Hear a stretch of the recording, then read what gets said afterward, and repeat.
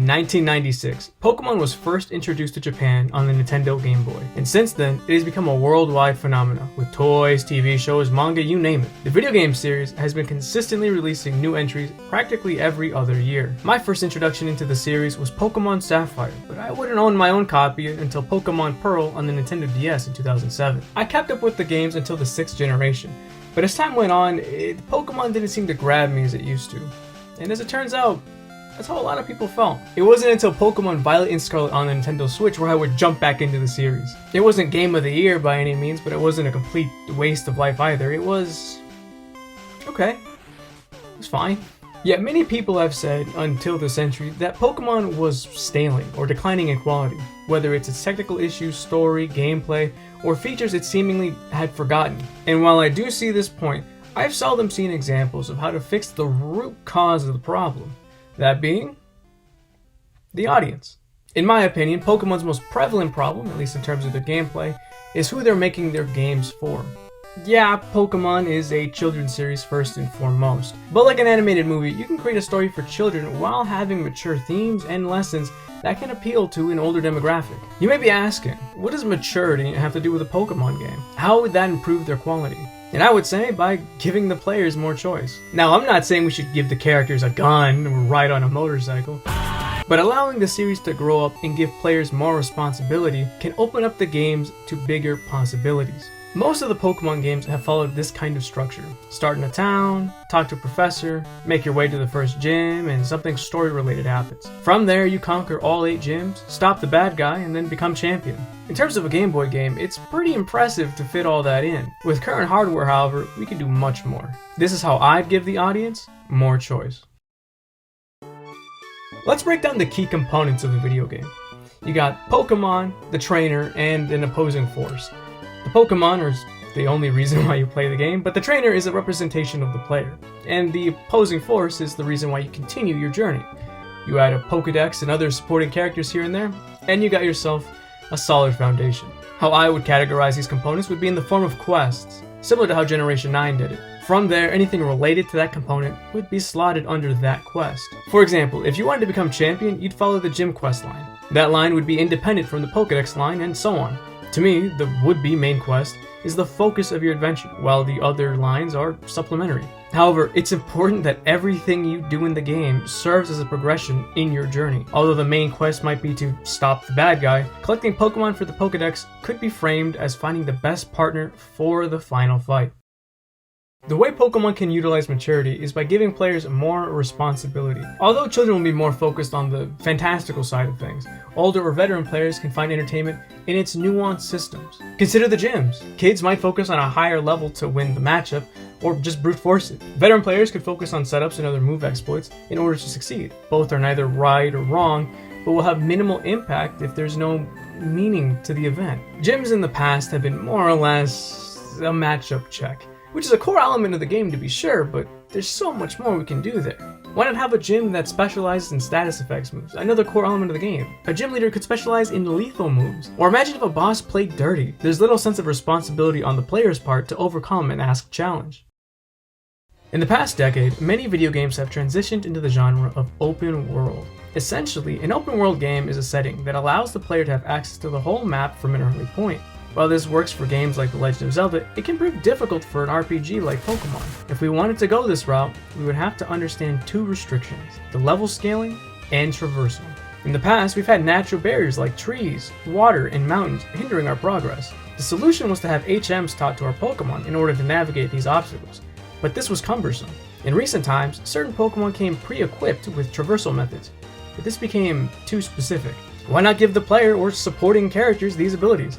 It would give more choice and agency to the trainers and thus the player. It could be as simple as you learned how to swim by watching a Pokemon do it. But considering this, all the important components of the world must be accessible without any upgrades. In terms of level scaling, it is imperative to provide your players challenge wherever they go. However, it is also important to show just how much stronger they've gotten since the beginning of their journey, and how much left they have to go. Venturing into an unknown area with enemies much stronger than you is always an entertaining scene. Pokemon has this unique trait in that the creatures that inhabit the world are wildlife. They travel in herds, prey at night, or live in extreme environments. If you walk off the beaten path, for example, or travel far north where you shouldn't, don't be surprised to see a herd of hungry Pokemon. Speaking of the world of Pokemon, it's missing some expressive features. In previous entries, you were able to sit on benches and turn your head. In Generation 3, you could lie in bed. If you had the money, you could buy nice clothes or skins for your bike. It would be nice to spend money equally on yourself as you do for your partners. Simple ideas like opening doors and reacting to weather should be a part of any adventure genre. Pokemon should represent themselves accurately as well. Nocturnal Pokemon should be easier to find at night while sleeping in their nests during the day. Small bug Pokemon should be climbing up trees and you'd have to sneak up on them to catch one. It should feel like any route you're on is a natural ecosystem working independent from you. It may be more difficult to find certain Pokemon this way, but I would argue if you really want that partner, it will become a part of your Pokemon journey. Speaking about the game, Pokemon is an RPG and its systems revolve around that. I wouldn't suggest turning it into a real-time fighter or a character action genre just because it looks cool. Its classical style of turn-based menu selection still works in my opinion, although I would appreciate a more interactive HUD that allows for quicker play. Since the menu options aren't crazy extensive, we could give every button on the controller a quick action. For example, what if while holding R1 during battle it pulled up the attack menu, or instead you hold RZ and it pulls up the list of Pokemon from your party. You could quickly pick your options during the fight and make it fun that way. And just as an added bonus, let's give player characters facial expressions that coincide with your choices. Sort of like Super Smash Bros. Let them be reactive to the situation and let the camera show that. But how do we make things fun outside of that? How do we keep people playing the game as a whole? For those of you who don't know, a gameplay loop is a cycle of actions that the person will do while playing the game. Ideally, you want every step of this loop to be fun and progressive and not noticeable. There's nothing worse than when playing a game and you ask yourself, what am I doing playing this? For Pokemon, I want to add some details to the loop that I think is already there. First, we start the game and enter the loop. Some initial story plays to give us context to the world as a whole and the characters at large. This story beat should be the whole reason we are playing the game and a constant guide if we are ever reminded of it. Every action we take from this point on should be building towards that central idea. Whether it's catching Pokemon or buying clothes, it should be building us up for the ending. Next is moving around the world. As a role-playing game, we should be able to control our trainer as we see fit. Standing, walking, running, sneaking, crawling, sitting, sleeping, jumping, looking, and whatever else. And then be able to interact with that world. In this fantasy setting where younger people are allowed to roam the countryside, wouldn't it be cool to mantle rocks or sit on a bench? Maybe lean against a wall. All these actions would be context sensitive, of course. I'm thinking of using R3 as the candidate button. But interaction can be more than the simple NPCs that are walking around you. They give you agency to explore the world how you see fit, which leads to the last step of growth and succeeding. All this to say that everything you do gives you a bit more to use towards the climax of the game. Every session you play should feel like you've made progress, whether that's climbing a hill to discover an item, or sitting next to a stranger who then challenges you for bothering him. It can be as simple as exploring the world and fighting different Pokemon because you get stronger each fight.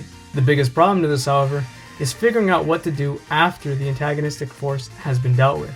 To me, that's something that requires another discussion altogether, so we'll leave a post-game Pokemon solution for another day. During this video, I tried to leave out my biases when it comes to gaming. It's not perfect, but I think it's a solid foundation. Considering everything I've said though, what would my Pokemon game be? What's my suggestion? Well, in terms of story, I would have it set either in the distant future or in the distant past. Just something to get it away from all the mainline games. The inciting incident would be a rogue Pokemon attacking the village, kind of like in Generation 3, and in the aftermath you're sent off to collect some item in the next town. When it comes to a starter, traditionally we have a choice between 3 types: grass, water, and fire. What if instead we started with a normal type Pokemon that would later evolve into a type of our choosing, kind of like Eevee, except in original Pokemon. Its moves would be based around more traditional RPG options like Quick Attack, Swift, Protect, and Recover. The attacks Pokemon could learn would follow a natural progression of power, like Scratch turning into Cut, then into Slash, etc. I think this could help new players understand the mechanics of Pokemon better. Lastly, when it comes to world design, I think it would benefit Pokemon to have a map that travels south to north, or north to south, in one direction to the other. Generation 9 had something close to this, but having to traverse around an area that's essentially a no-go zone for most of the game can be cumbersome. The direction the devs wanted players to go in wasn't clear either, and to get to another area is essentially landform gated. I think these changes could benefit the Pokemon series. Giving players more choice and a sense of responsibility to tackle these options can lead to greater fun and replayability. The sense that a series is maturing with you, letting you explore concepts and actions, is always a great idea, in my opinion. Having children be the main focus of your games isn't a bad thing at all, but just because your audience is younger people, don't mean that you have to hold back on complex ideas for your world. I like the Pokemon series, I really do, but I feel like it's lost some pizzazz. If I could make my own Pokemon game and take everything I've said into software, I would. But right now I can't. Thank you guys for watching. Bye-bye.